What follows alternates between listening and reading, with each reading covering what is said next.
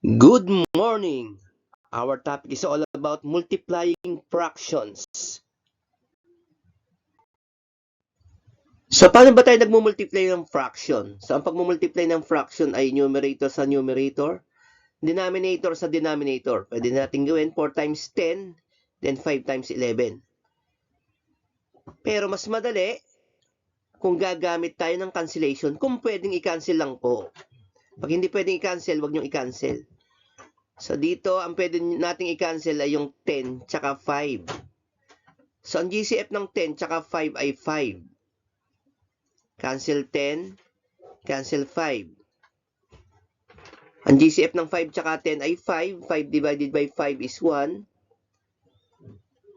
Then 10 divided by 5 is 2. So, sa halip na 10, 2 ang imumultiply natin sa 4. Sa halip na 5, 1 ang imumultiply natin sa 11.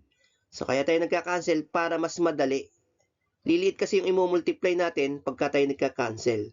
So, tignan lang natin mabuti. Baka hindi pwedeng i-cancel ninyo. Titignan ninyo mabuti. So, 4 times 2 is 8. 1 times 11 is 11. So, 8 11 ang ating final answer. Ito ay nasa lowest term na or simplest form. Learning task 1. Multiply the given fractions. Write your answer in your notebook. So, sasagutan na natin yung 1. Sagutan nyo na yung mga susunod na numbers. So, 3 4 times 1 half. Kung titignan natin crossly, numerator sa denominator, yung 1 tsaka 4, 3 and 2, hindi pwedeng i-cancel. Kaya i-multiply na lang natin yung numerator sa numerator, denominator sa denominator. So, 3 times 1 is 3, 4 times 2 is 8.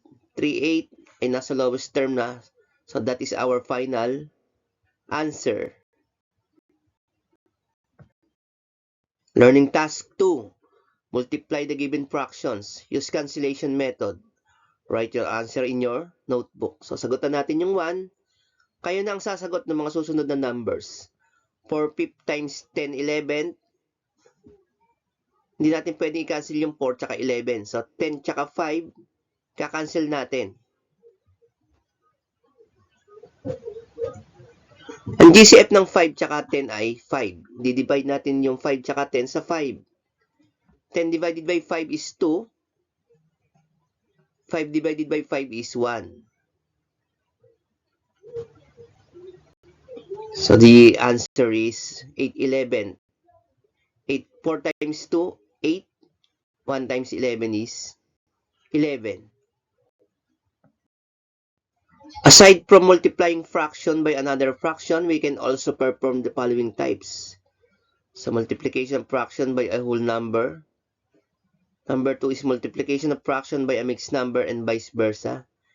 3 is multiplication of whole number by a mixed number. And lastly, multiplication of mixed number by another mixed number.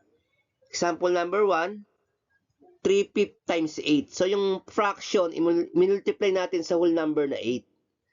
So, lahat ng whole number, ang denominator noon ay 1. Yung number ay magiging numerator. So, yung 8 is equal to 8 over 1.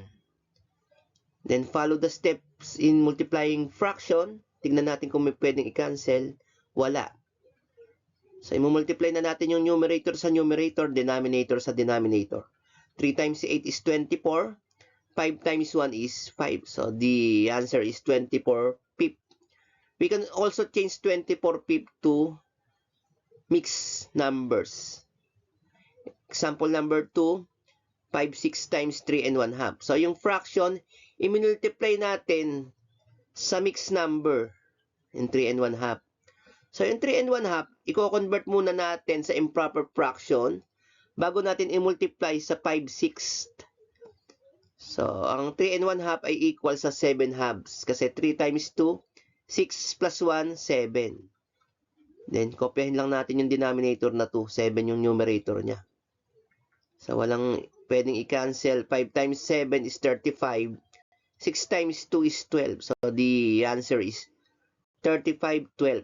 Pwede rin natin i-change to sa mixed number. Learning task 3. Multiply the given fractions below. Write your solution in your notebook. So we are going to answer number 1. Kayo na yung magsasagot ng mga susunod na numbers. So number 1, 6 times 5, 12. So yung whole number na 6, i-multiply natin sa 5, 12 or 5 over 12. So syempre yung 6, pag kinonvert natin sa fraction, ay 6 over 1 times 5, 12. So meron bang pwedeng i-cancel? So i-cancel natin yung 12 tsaka 6. Ang GCF ng 12 tsaka 6 ay 6. 12 divided by 6 is 2. 6 divided by 6 is 1. So makakapag-multiply na tayo after cancellation. So 1 times 5 is 5. 1 times 2 is 2. Pwede rin nating i-change yung 5 halves na sagot natin sa mixed number.